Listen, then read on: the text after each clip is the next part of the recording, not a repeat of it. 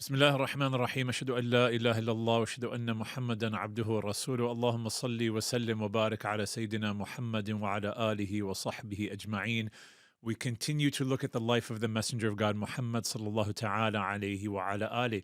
And we've been looking at the early believers, those that were the first to believe in him sallallahu ta'ala alayhi wa ala ali when he was giving da'wah in private, those whose lives were completely transformed and changed by the presence of the Messenger of God sallallahu ta'ala alayhi wa ala alihi, and their love of him sallallahu ta'ala alayhi wa ala alihi, and they're wanting to be around him sallallahu ta'ala alayhi wa ala alihi, and they're wanting just to look at him sallallahu ta'ala alayhi wa ala alihi. And of these individuals, of these early believers, is a man who gave everything that he had for the Messenger of God sallallahu ta'ala alayhi wa ala alihi, and his name is Abu Dharr al-Ghifari radiyallahu anhu wa arda. And the story of Abu Dharr is a really interesting story, and it's a story of transformation. Abu Dharr radiyallahu anhu wa arda, before coming to the Prophet sallallahu ta'ala alayhi wa ala alihi, before accepting the deen of Islam, he was a highway robber. Can you imagine this? So there used to be caravans in the Arabian Peninsula that would go from one location to another, and Abu Dhar and his tribe would attack those caravans and steal what they had from them. And on top of that, he did things that were even worse. He, radiallahu anhu wa arda, used to raid tribes. So imagine you're living in peace in some random area of Arabia, and then all of a sudden at night, a group of individuals come and attack you. They kill you, steal what you have, steal your wealth. Sayyidina Abu Dhar radiallahu anhu wa arda was one of those individuals, and his tribe was famous for that. But something started to happen in his heart, and he wanted to leave that way of life radiallahu anhu wa arda, and he left it with his brother and his mother, and he starts to travel radiallahu anhu wa arda until he hears that there's a prophet in Mecca al-Mukarramah, and he hears this news from his own brother. And his brother had traveled to Mecca before Abu Dhar, and he comes back and he says, there's a man in Mecca who's saying that he's a prophet, and people are saying that he's a sorcerer, people are saying that he's a liar, and people are saying all of these terrible things about him. So Abu Dhar radiallahu anhu arda, who was a curious man, and he was a man who wanted to find truth, he says, I'm going to go to Mecca myself to figure this out.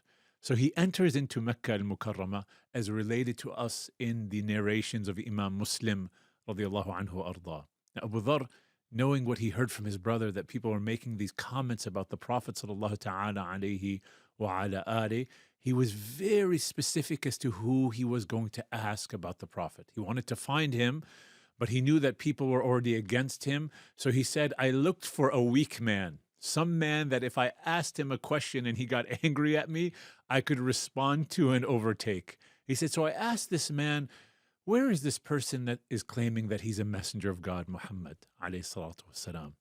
And that man that he asked starts screaming at the top of his lungs, this person converted to Islam. We have a Muslim here. And Sayyidina Abu Dhar says that all of the people around him, jama'u alayya, they combined together their forces and they started to beat me. You can imagine, this is Sayyidina Abu Dhar.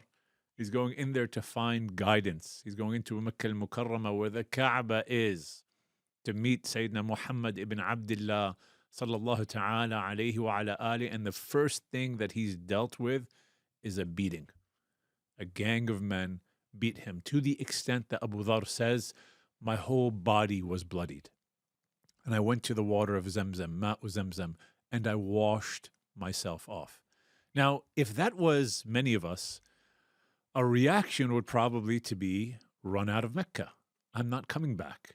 This is a hostile environment. This is a difficult environment.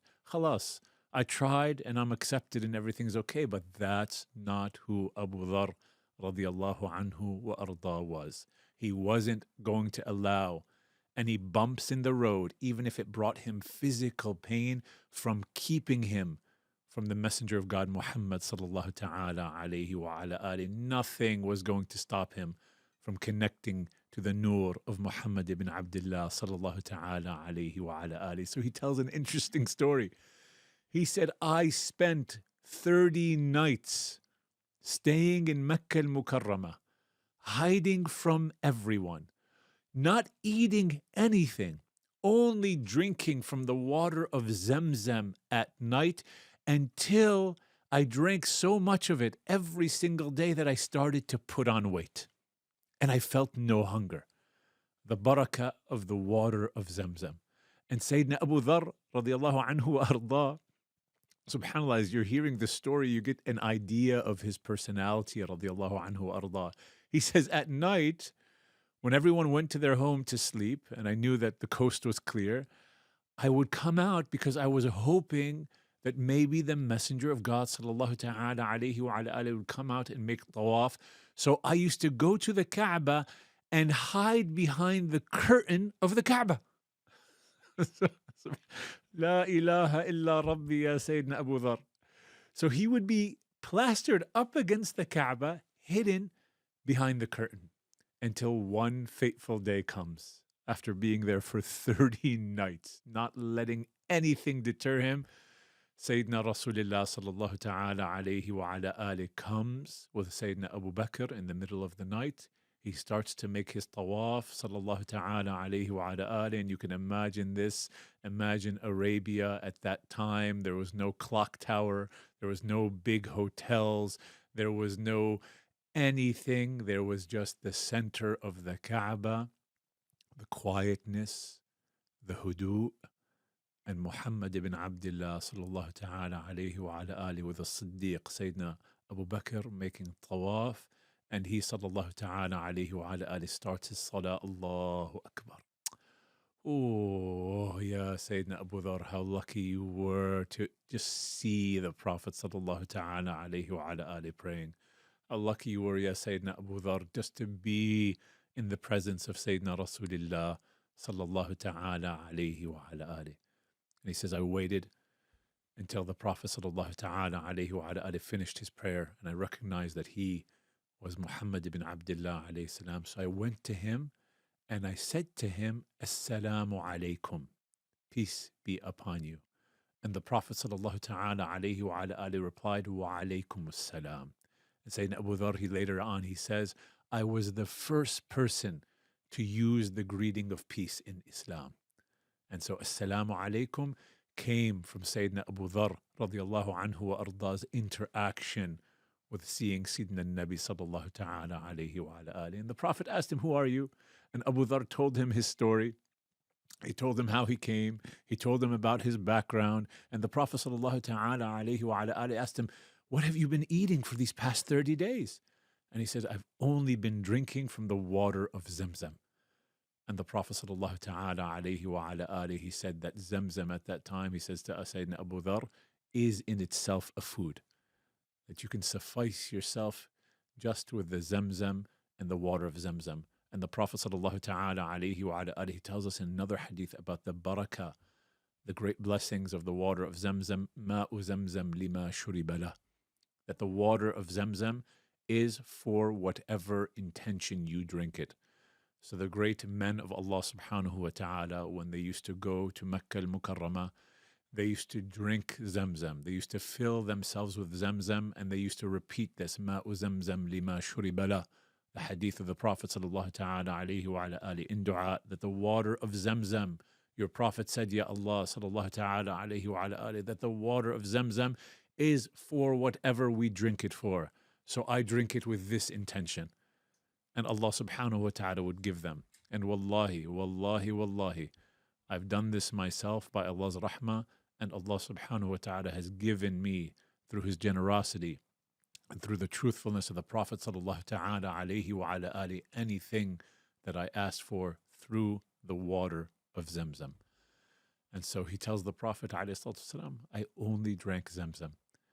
And the Prophet sallallahu ta'ala alayhi wa ala alihi, subhanAllah, he takes his blessed hand and he puts it on the forehead of Sayyidina Abu Dharr radiallahu anhu wa arda. Imagine being touched by the hand of Sayyidina Rasulullah sallallahu ta'ala alayhi wa ala alihi. What an honor Sayyidina Abu Dharr had. And that honor didn't come easy. Remember, he entered Mecca al-Mukarramah looking to meet Sayyidina Rasulullah sallallahu ta'ala alayhi wa ala ali, and the first thing he's greeted with is a physical beatdown. And after that physical beatdown, he doesn't leave. He stays for 30 nights, hiding around the Kaaba, only drinking from the water of Zamzam, hoping to meet Muhammad Rasulullah sallallahu ta'ala alayhi wa ala ali. The Prophet is ghali. Our Prophet sallallahu ta'ala alayhi wa ala ali, he's a treasure. And Sayyidina Abu Dharr knew that. And every treasure we have to pay the price for. And so Sayyidina Abu Dharr was ready to pay the price of everything that he had just to meet Sayyidina Rasulullah sallallahu ta'ala alayhi wa ala ali. And the Prophet sallallahu ta'ala alayhi wa ala ali, at this point, he tells him that he saw through Allah a vision that he was going to make the hijrah to Al-Madinah Al-Munawwara. So he tells Abu Dharr, I want you to go back to Ghifar, to your people, and I want you to tell them about me. And I want you to bring them into the deen of Allah subhanahu wa ta'ala. So Abu Dharr radiallahu anhu wa arda sam'an wa ta'an to the Messenger of God. He goes back to his people and he spends time with them, calling them to Allah. And when the Prophet sallallahu ta'ala alayhi wa ala ali made the hijrah to Al-Madinah Al-Munawwara, half of Ghifar, half of Sayyidina Abu Dharr's tribe became Muslim and entered and came and greeted the Messenger of God sallallahu ta'ala alayhi wa ala ali, until eventually the whole tribe becomes Muslim. And so all of that tribe, all of its entry into Islam is because Sayyidina Abu Dharr al-Ghifari radiallahu an called them to Islam. We have the beauty of the Prophet sallallahu ta'ala alayhi wa ala ali. We have the beauty of Muhammad Rasulullah sallallahu ta'ala alayhi wa ala ali. And there's a world out there in pain. There's a world out there suffering that needs his nur. And Sayyidina Abu Dharr brought his nur to his people who were highway robbers. And they entered the deen of Allah Azza wa Jal. And Sayyidina Abu Dharr radiallahu anhu Allah would go on living a very beautiful life in the khidmah, in the servitude of the Messenger of God sallallahu ta'ala alayhi wa ala alihi, always clinging by him. One day he tells a story. He said, I entered upon the Prophet sallallahu ta'ala alayhi wa ala alihi, and the Prophet was sleeping sallallahu ta'ala alayhi wa ala alihi. And while he was sleeping, the Messenger of God, he says he was dressed, Sayyidina Abu Dharr is describing the Prophet, he was dressed wearing a white thobe sallallahu ta'ala alayhi wa ala alihi, thobun abyad, wa huwa na'im, and he was sleeping sallallahu ta'ala alayhi wa ala alihi. And then the Prophet woke up, and he sallallahu ta'ala alayhi wa ala alihi, the first thing he says is, من قال ما من عبد قال لا إله إلا الله ثم مات على ذلك إلا دخل الجنة. That there's no servant who says لا إله إلا الله, that there's no God, no deity worthy of worship except for Allah, and dies upon that, except they will enter paradise. Now Sayyidina Abu Dharr, remember he was a highway robber before. Remember he had a life that was very challenging, and he made a transformation.